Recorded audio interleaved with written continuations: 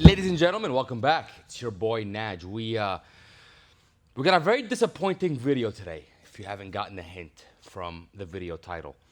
Now, it's been absolutely no secret that for the last like 15 years, I've been like this massive Audi fanboy, okay? And somebody tell me why that might all change very fucking soon. Now, for the last like year and a half, I've been just seeing people on social media everywhere talk about, oh, I can't wait for the B10. The B10 is going to look so much better than the B9. It's going to be so sick, blah, blah, blah.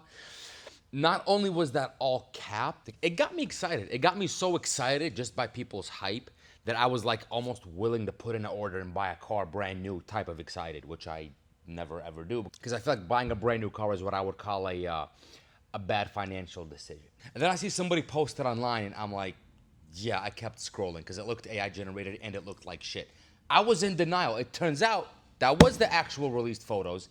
By far the biggest disappointment in Audi's history. This looks like a rental car that they give you in Mexico. Once they run out of all the Kia Souls, they give you this. I mean, dude, everybody and their mother loves the B9. So we anticipated the bar was going to be even a little bit higher than the B9. They gave us a Timu-looking Ford Focus ST. Can somebody please call and check up on the Germans? Because they've all been fucking up, at least most of them.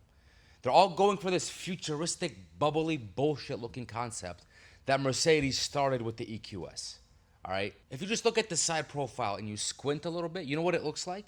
It looks like a fucking spoon. Like, there is not one sharp edge that's, like, standing out in the front end. Like, I know they've probably done their own aerodynamics test, but, like, as far as, like, visual aerodynamics that, like, stand out, fucking none. Zero. None. It looks like when air hits it, like, the air just doesn't know where the fuck to go, okay? I'm almost gonna bet money that this is gonna flop, right? With the MSRP of, like, 55, 60 grand, I would rather have a Honda Civic Type R in 6-speed over this car any fucking day. All right, 8-9 months, you're gonna start seeing these Audi lease deals, 0 down, $189 a month, and they're gonna be going head to head with Kia Soul leasing offers. So I'm like, you know what? Maybe the S4, the new S4 generation will make up for this. And after I searched it, it turns out that this fucking German Prius is gonna be replacing both the S4 and the S5. Now, I've had so many of both of these model cars that this is actually concerning me. Like, if you're gonna replace both of, like, one of the most highly demanded models that you guys offer in the US, if you're gonna replace those with a fucking German Prius, at least ask the fucking community for opinions. Not that anybody cares, but there's also no more convertible. And you already know that they fucked up the outside. Guess what? They fucked up the inside as well, all right? The first thing I noticed in this bland interior, number one, I don't like how the steering wheel looks. It's just me. Number two, I noticed they deleted the fucking shifter. There's no more shifter. It's just buttons now. They gave us the cockpit of a 2019 Acura MDX. Like, I genuinely wonder sometimes, who signs off on this shit? Like, honestly, bro, who gets the report of all the new changes in the B10 and goes, flipping through it, okay, no more shifter, nice, I like it. Bland as fuck interior, ugly as fuck exterior, okay. Where do I sign? They took away the shifter. We all like us a nice shifter. You keep your hand in it. You feel like you're doing something when you're kicking the car in and out of a gear. Even though it's all electronical. There's no manual motion to the motherfucker. It literally looks like every single change was intentionally engineered to piss us Audi enthusiasts the fuck off. Like, think about the B9. Everybody and their mother loves the B9. So they all sat in a little fucking conference room in Germany. They sat around the table and they said, guys, everybody loves the B9. You know what we should do? We should fuck it up completely. And, oh yeah, did you guys see where the volume button is located in the center console?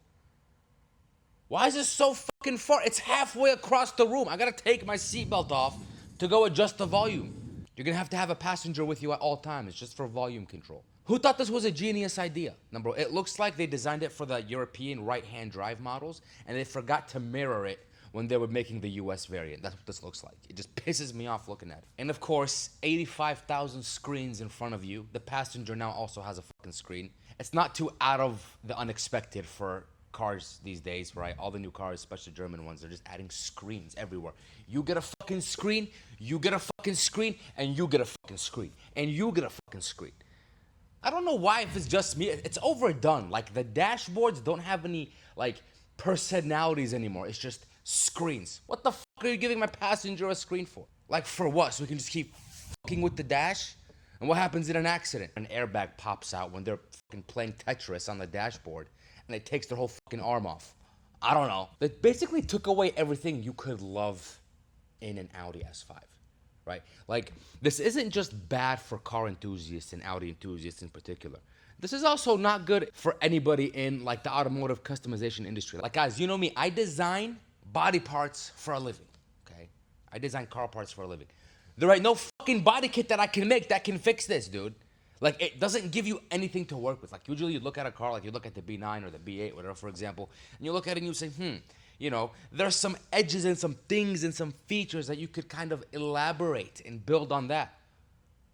What am I going to build on a fucking spoon for? It's just going to look like an egg with some carbon fiber body parts all around it. You guys see the fucking key? It looks like they had an overstock of Jetta keys from 2006. And they're like, oh, guys, here, you can just use these so I don't have to toss them. What's, like, you see this key? This is a nice-ass key. Why couldn't we keep this fucking key? Another example. They took everything and they fucked it up one by one. What's wrong with this? Why couldn't we have a regular fucking key? But anyway, in other news, guys, I am making a new wing, not spoiler, wing for the Sportback RS5, right? I'm in the middle of designing it. I'll make a video next week to catch up and show you guys how it looks. I'm gonna 3D print it, install it, and I'm gonna be doing Sportback owners a favor here with this one. I feel like this is something that's missing from our platform. I mean, you know, I designed already the carbon fiber spoiler for the RS5, but now I think I want to take it one step further with a different part, and we're gonna make a wing. And I'm like super excited to show you guys how it looks. All right, so tune in next week. Thank you guys for watching. I'll see you in the next video.